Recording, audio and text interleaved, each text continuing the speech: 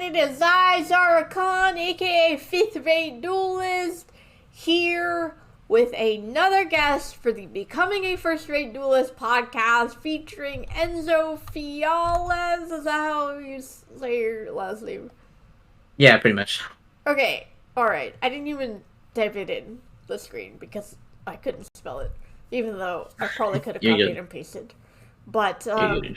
Enzo is he just got third place in YCS freaking Charlotte, North Carolina. That's where I met him. I've known him longer than that, but that's where I met him. And he was playing Cyber's Eldritch, which incidentally was the only deck I didn't test against. Because I was like, oh, Eldritch sucks. It's not like it's gonna top or anything like that. And hey, then I think there were two Eldritch in the top three or something like that. I don't freaking know. Anyway, guys, so Enzo is technically not a pro player, as this was his first YCS top, right? Yeah, it was my first event and first top. Yeah. First event, first top. But Yeah. I wanted to interview him anyway because he's 16 years old, he shows a lot of promise, and I think we can learn a lot from him. So, everyone, say hello to Enzo, okay? Alright, so let's get into the interview. Enzo, would you tell us a little bit about yourself? Yeah. Hello, everybody. My name is Enzo Fiallos, and I started playing this game a couple of years ago. I started playing in 2015. I didn't really start playing the game seriously till COVID started. That's when I really started playing competitive, and I basically never played in real life. Well, I did, but not that often.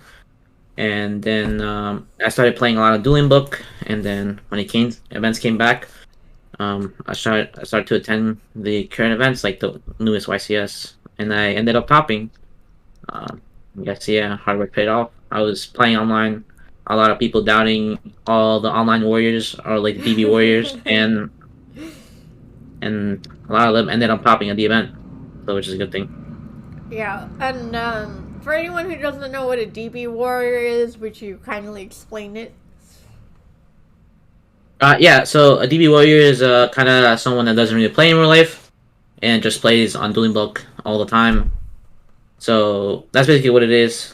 I like myself. I never really played in real life like that much. So and I'm known to play on Dueling Book. So I came from Dueling Book to play in real life, and yeah, that's basically it. Okay. So how was it dueling in real life versus doing dueling book? Was it different? Um, no. I would say it's in real life. It's a lot easier than dueling online, in my opinion. What makes it easier? Um, like a lot of the aspects of like interacting with your opponent and stuff like that's like the most important things. Like interacting with your opponent, it's like a lot faster. So I think it makes games like really smoother than online. Okay, fair enough. So you're not accidentally like misclicking all the time, Yeah. stuff like that. Okay, great. What got you into Yu-Gi-Oh? Um, got me to Yu was my elder brother actually. He he basically had like a binder of cards, and then like when they reached like asked I asked him like what it was, and then he kind of like showed me what the game was, and then like he brought me to locals to like one locals, and then yeah, I kind of just kept going to the locals every Saturday, and just got into the game. Okay. What was it like being at the YCS and dueling against people who are a lot older than you? Um, nothing nothing crazy like especially not like before when I was a lot younger. Like people like doubted me or like thought that I was like for example like the buy or like that I couldn't play at all. Uh But huh. yeah, like as I got older, like people didn't notice me as that well knew who I was, so they respected me as a player more, and they knew because of my age. Like just because of my age doesn't mean like a player's bad. Yes, definitely. I'm 33 and I'm still very bad at the game, so uh, age totally doesn't matter. You can suck at any age. All right. What was it like being on stage? Because you were getting all these feature matches, right? There was a lot of attention being put on you. How did that feel? Um, it's a lot different than the first time I was on like technically stage. My first stage match was in the remote invitational, which I ended up getting second place on that one. It was a lot different than that one. Because I felt more comfortable in the invitational because I was at my house and I feel like a lot of people weren't staring at me, like at Charlotte. Like I literally turned around and everybody was like looking at me and seeing my plays and stuff like that. So yeah, it was definitely a lot more nerve wracking at Charlotte. I really got really nervous as you guys saw at the live stream probably. You guys could probably tell that I was like really nervous on the live stream, Mm-hmm. and yeah, Yeah. Well, you did great. Anyway, yeah, everyone was rooting for you. Like, I think it's just it, like we wanted you to win. We really did. yeah. I appreciate it. Yeah, a lot of people were rooting on me online and in real life. A lot of people, and I appreciate everybody for that. Yeah, definitely. Okay. So if you were to kind of, give advice to someone about how to get better at the game, like how did you personally get better at the game? And you did it pretty quickly, right? So Yeah. how was that for you? If I would give any advice, I would say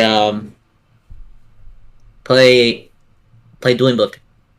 I personally did not like Dueling Book when I played it in real life. Well, when I played like before COVID in real life, I like never touched Dueling Book. I thought the idea of it was terrible, and playing online was awful.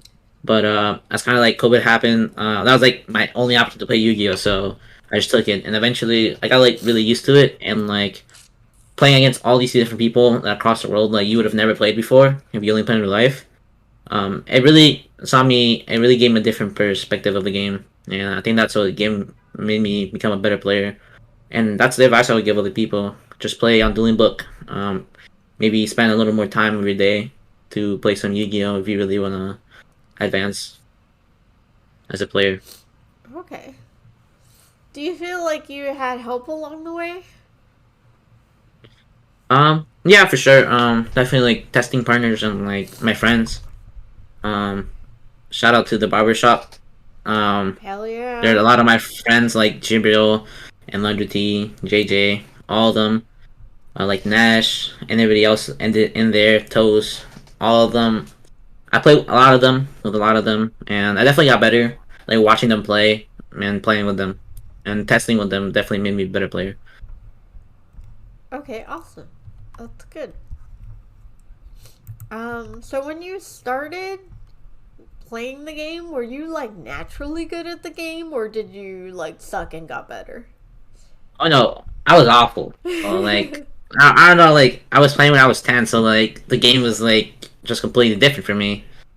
Um, So like for me back then it was just like a fun thing. I really didn't see the game as like competitive at all. I just was playing it for fun. Sometimes I looked every week, but then like during COVID, yeah, I decided to take my skills, and I found out I was actually terrible at the game, so I had to step it up. Okay. Um, so you picked Cyber's Eldritch, right? Like, why'd you pick that deck? um, let's see. Before the event, like 2 days before the event, I was scrambling. Like I didn't know what deck I wanted to play, and I was going all over the place, and I had to basically learn a deck within the day, within 1 day. So I literally just took the easiest deck that I thought would be the easiest, and had like a kind of like a big interruption, which is like Artifact Scythe, which will make me win games like easily. So I thought of that deck, and yeah, I changed it up a lot, like from 60 to 50 cards, and like perfected it for the event. So yeah, that's basically the only reason I picked the deck. Like one card Scythe, like that, like Scythe resolves, like the game is over. So like that's what I decided to play, and like I was still like learning the deck at the YCS because like I literally only play tested it for like a day or two. So I came into the YCS like not knowing what half my cards did. I was just learning on the way. Oh my god, you're like a freaking prodigy. like, Yeah, like I never touched those cards before. Like I was just still learning. Like I literally was learning the entire way. Yeah. okay. That's good. You have a fresh mind that's nimble Yeah. or something like that. I don't forget though. And why is Artifact Scythe your favorite card? Oh, my favorite card is actually Samurai Gazelle. But I was gonna put that as my favorite card, but then I told the guy to change it to Scythe because I wanted a card in my deck. So when I summoned it, they would be like, "Oh my god, he summoned his favorite card," and I decided to put Scythe because that was like the best card in my deck. So that's the only reason I put it as my favorite card. But it's actually not. It's Samurai Gazelle. Okay, yeah. Because you started with Salomon Great, right? Yeah, that was like I guess like the first competitive deck like I've ever played. Okay, fair enough. Yes, I tried Salomon Great as well. Now, I'm imagining you've talked to a lot of big players that you've mentioned. So, one thing I'm wondering, what kind of advice have you gotten, and what's the best piece of advice you've gotten?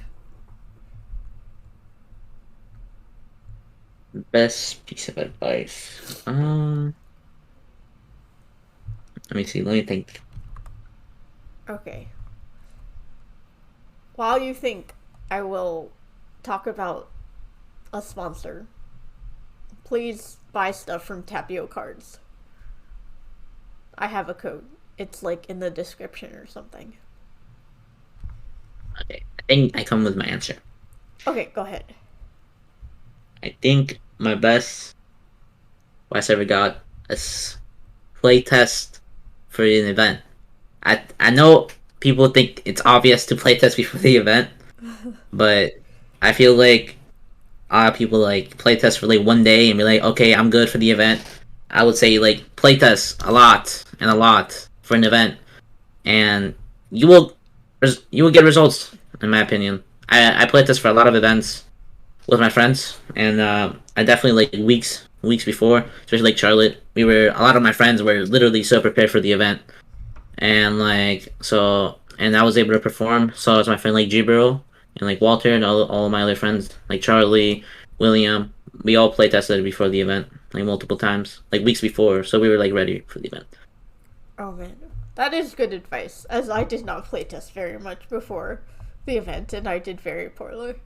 Um, Maybe you can help. I know you're a lot younger than me, but maybe you can give me some advice. I need like a Yu-Gi-Oh therapist, but that type of thing doesn't exist, so now you're in the hot seat. But Yeah, basically, like, you know, obviously I can't play Dredge forever, so I decided to pick up pranks because it seemed simple enough. Though I think it's more complicated than I thought it would be. And I practiced a little bit, took it to the YCS, scrubbed out. Then I practiced more, took it to the regional, scrubbed out. But I felt like I understood the deck a lot better. It's just I scrubbed out. And then I took it to locals, and I was like, I feel way better with this deck. And then I scrubbed out. And so, like, I'm at this point. So, yeah, I keep scrubbing out. And so, I kind of need some encouragement because it's like I do generally feel like I'm getting better, but, like, the results aren't there. And so, I just, yeah, I need support. yeah. I feel like that's for like a lot of players. But I mean, if you keep playing the game, keep practicing, you'll you'll eventually you'll eventually top, and I'm sure that's what a lot of people want to do. And like practice makes perfect. Like you just keep practicing with a deck that you really want to do well. For example, for you Drytron, like I'm sure you're a lot better now than you were before. So uh so yeah, if you just keep playing it, you'll top. Like I heard you're pretty nice at Iron Man's. You keep sweeping all the time.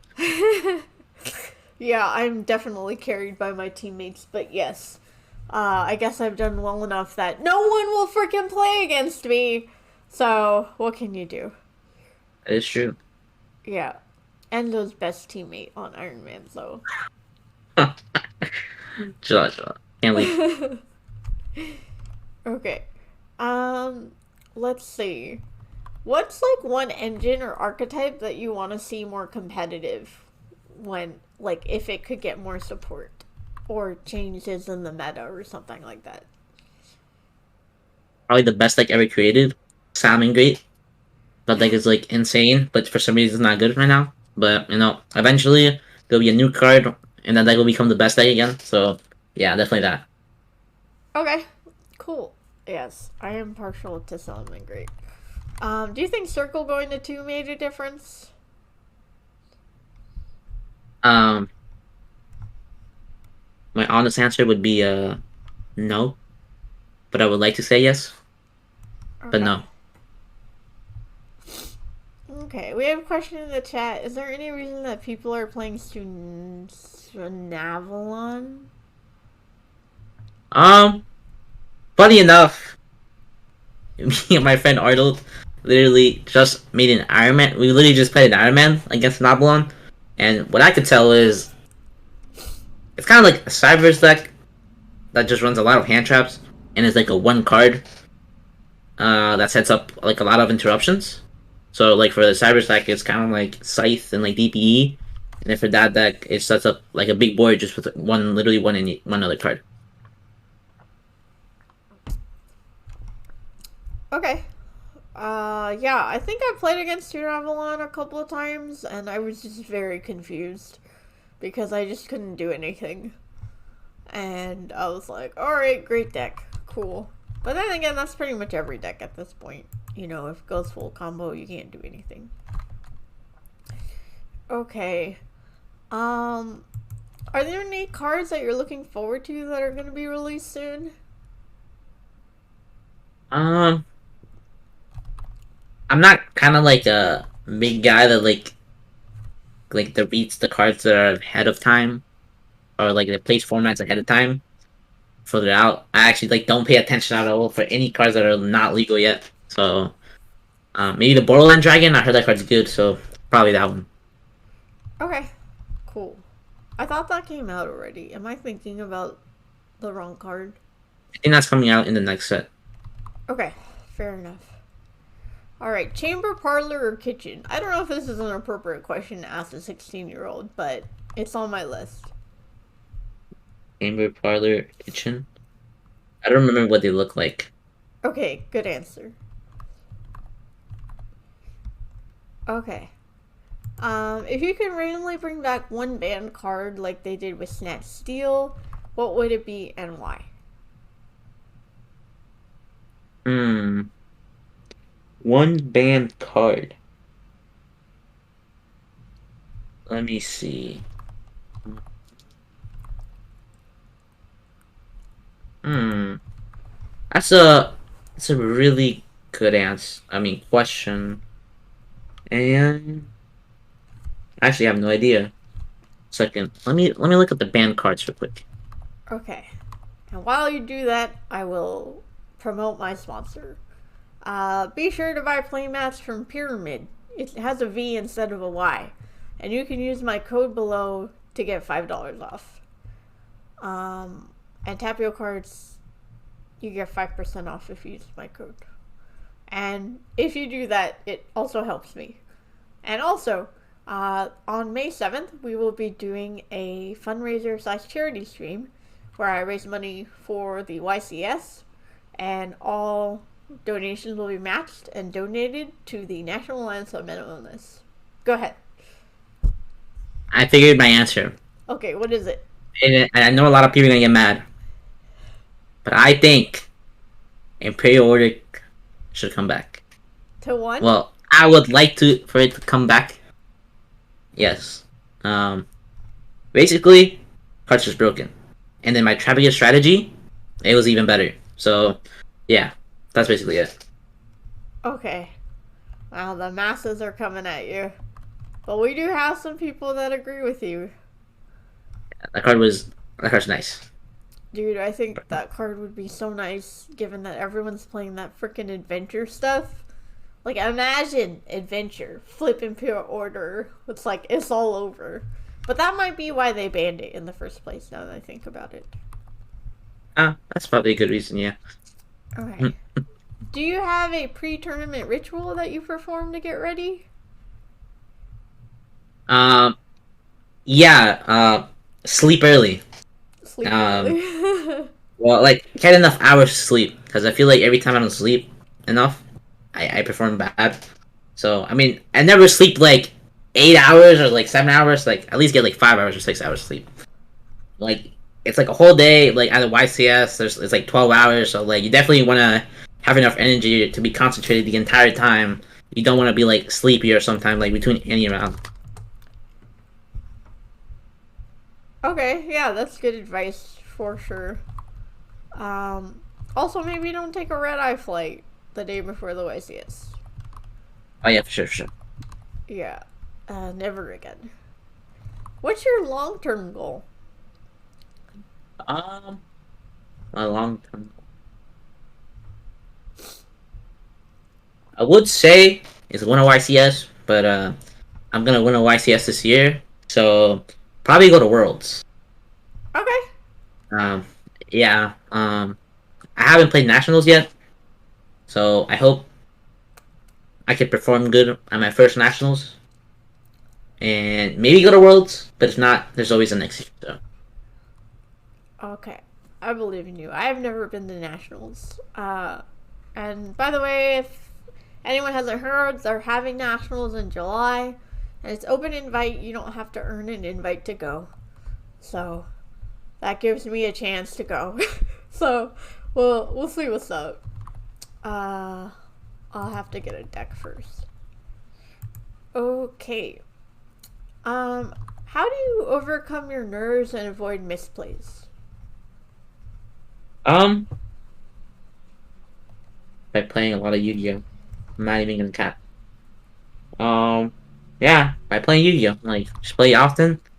Like these plays will be like more natural for you, and like you just know what to do even under like nerves, and they'll be like more simple, or like you'll like see the plays like faster if you play like more often in the game. So so like when you get nervous, it doesn't really like interrupt the way you play or like the lines of play you make, since you already like know what's gonna happen and what you're gonna do. Okay. Sounds good. Okay. How much time would you say you practice Yu-Gi-Oh per week? Uh, hmm, let's see. Probably a good amount. I don't know like the amount of hours, but a good amount. Because like I come back from school like at 3, and then like I don't play like all the time. Like I normally just play like Iron Man's, and then just like watch like other people play, and that's basically it. So yeah. Okay. Awesome. All right. Which Ash artwork is the best to negate Brandon fusion? Definitely feed Ash. Alrighty. Is there anything else that you wanted to talk about or say to the adoring fans you have? Um, I would say that to the people that support me and like want me to succeed, thank you. Oh. Um, I really appreciate everybody, and then to the people that are still practicing every day and to hope to get like top. I hope you guys actually do get the top or like the performance that you guys want to do.